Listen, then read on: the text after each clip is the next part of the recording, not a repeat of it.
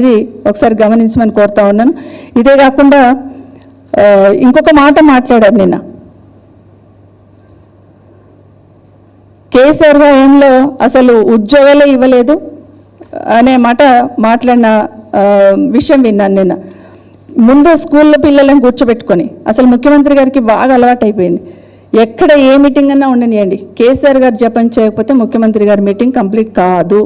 ఏదైనా ప్రోగ్రాం చేసినప్పుడు వినాయకుడు పూజ చేస్తాం, ఇక్కడ కూడా అంతే.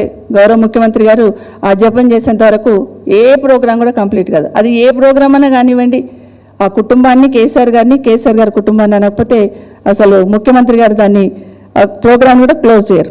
నేను అన్నారు అసలు గవర్నమెంట్ ఉద్యోగాలు ఇవ్వలేదు 10 సంవత్సరాలని. మరి ప్రభుత్వంలో మీరున్నారు, నిజంగానే మీకు నిజాయితీ ఉంటే నిజంగానే 10 సంవత్సరాలు తెలంగాణ రాష్ట్రంలో తెలంగాణ బిడ్డలకు ఉద్యోగాలు వచ్చినా వెరిఫై చేసుకోగలిగితే ప్రతి సంవత్సరంలో ఎన్ని ఉద్యోగాలు వచ్చినాయి ప్రభుత్వ ఉద్యోగాలు అని చెప్పండి. నిజంగానే మీరు చెప్పగలిగే ధైర్యం ఉంటే దాదాపుగా 2,32,000 ఉద్యోగాలు కేసీఆర్ గారు హయాంలో ఇవ్వడం జరిగింది.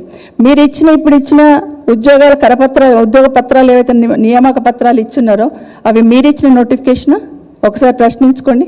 అసలు మీ ప్రభుత్వం వచ్చినాక ఎన్ని ఉద్యోగాలకు నోటిఫికేషన్ ఇచ్చారనేది మీరు చెప్పగలిగితే బాగుంటుంది.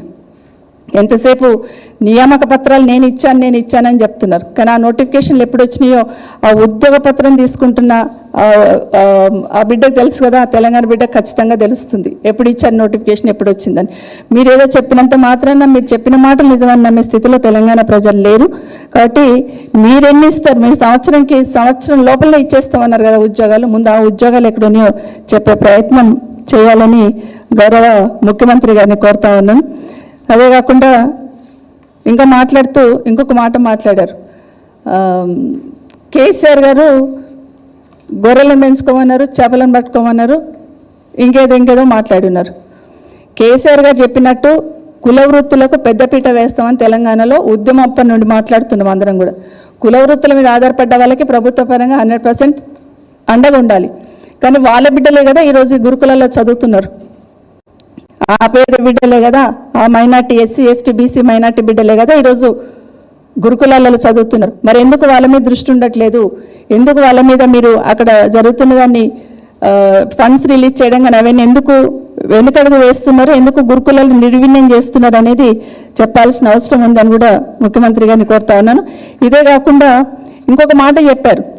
లాస్ట్ కేసీఆర్ గారి ప్రభుత్వం ఉన్నప్పుడు, మీ ప్రభుత్వం రాకముందు 6,000 స్కూళ్ళు మూసేశారు కేసీఆర్ గారు అన్నారు. 6,000 స్కూల్ కేసీఆర్ గారు మూసేస్తే మీరు వచ్చిన తర్వాత ఎన్ని ఓపెన్ చేశారు చెప్పండి అని అంటున్నాం. ఇప్పటివరకు సమాధానం ఉండదు. కానీ మీరు వచ్చిన తర్వాత మాత్రం 2,000 స్కూల్ క్లోజ్ చేసినామని అసెంబ్లీ సాక్షిగా ఒప్పుకున్నారు. సంతోషం, 2,000 స్కూల్ మీరు క్లోజ్ చేశామని.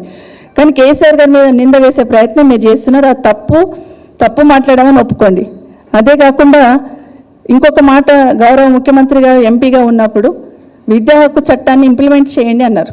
మేము అడుగుతున్నాం, ఇప్పుడు మీరు ముఖ్యమంత్రిగా బాధ్యతలు ఉన్నాయి, మీ రాష్ట్రానికి పెద్దగా విద్యా హక్కు చట్టాన్ని ఇంప్లిమెంట్ చేయమని కోరుతా ఉన్నాను. ఆ రోజు మీరు ప్రశ్నించారు కదా, ఇప్పుడు మీకు అవకాశం వచ్చింది కదా, దాన్ని ఇమీడియట్గా ఇంప్లిమెంట్ చేయండి అని కోరుతా ఉన్నాను.